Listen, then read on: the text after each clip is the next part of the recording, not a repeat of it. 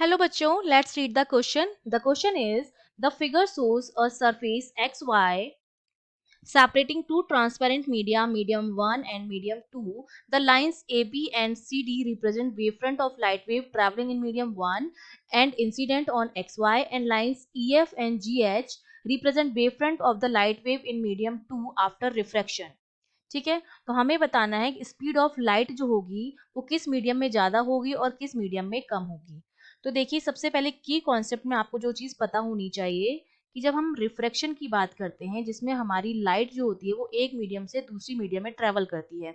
Suppose ये मेरे पास एक मीडियम है और ये लाइट आ रही है, ठीक है, ये किसी एंगल आई से इंसिडेंट हुई है। अब क्या होगा, ये हमारा नॉर्मल होता है जो परपेंडिकुलर होता है। ये मीडियम 1 है, ये मीडियम 2 है। सपोज इसका हमने मान लिया म्यू 1 है, इसका म्यू 2 है। जिसका म्यू कम होता है वो हमारा रेयर मीडियम होता है। हमने ये मान लिया कि जो म्यू 1 है वो म्यू 2 से क्या है, छोटा है। मतलब ये वाला मीडियम मेरा जो हो जाएगा वो रेयर हो जाएगा और ये मेरा डेंसर मीडियम हो जाएगा। जब हमारी लाइट वेव रेयर से डेंसर मीडियम में जाती है तो नॉर्मल से क्या हो जाती है, दूर चली जाती है, इस तरह से। ठीक है, और अगर हम उल्टा करें, अगर मेरी लाइट जो है वो क्या कर रही है, डेंसर से रेयर में आ रही है। अब हमने उल्टा कर लिया है, अब हमने मान लिया है कि ये वाला जो है मेरा वो डेंसर है और ये वाला जो मेरा है वो रेयर है। ठीक है, सेकंड केस में तो मेरी लाइट जो है वो इस तरह से आएगी, ये आई और ये इसके पास टूवर्ड्स द नॉर्मल आती है। ठीक है, तो ये चीज हमें पता होनी चाहिए।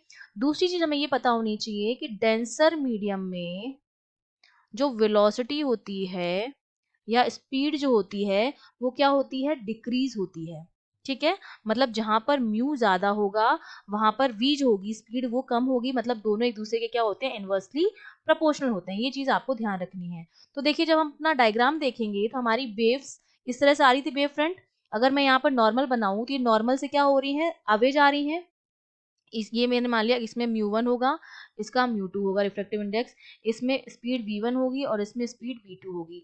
अब जब हम डायग्राम देख रहे हैं तो हम देख रहे हैं कि रिफ्रैक्शन के बाद जो हमारी EF और GH है वो नॉर्मल से अवे जा रही हैं, अवे फ्रॉम नॉर्मल। और ये कब पॉसिबल होता है अवे फ्रॉम नॉर्मल, जब हमारी वेव्स रेयर से डेंसर मीडियम में जा रही हूँ। इसका मतलब ये मेरा मीडियम जो है वो रेयर है और ये वाला मीडियम मेरा डेंसर है। इसका मतलब म्यू 2 की जो वैल्यू है मेरी वो म्यू 1 से क्या है, ज्यादा है। अगर रिलेशन म्यू 2 और म्यू 1 में ये है तो स्पीड का रिलेशन क्या हो जाएगा, v2 जो हो जाएगा वो कम हो जाएगा v1 से, क्योंकि दोनों एक दूसरे के इनवर्सली प्रोपोर्शनल होते हैं। इसका मतलब मीडियम 1 में जो स्पीड होगी लाइट की वो ज्यादा होगी कंपेयर टू द मीडियम 2। तो हमारा जो बी ऑप्शन है वो हमारा करेक्ट हो जाएगा, larger in medium 1 then in medium 2। I hope you understood well. All the best.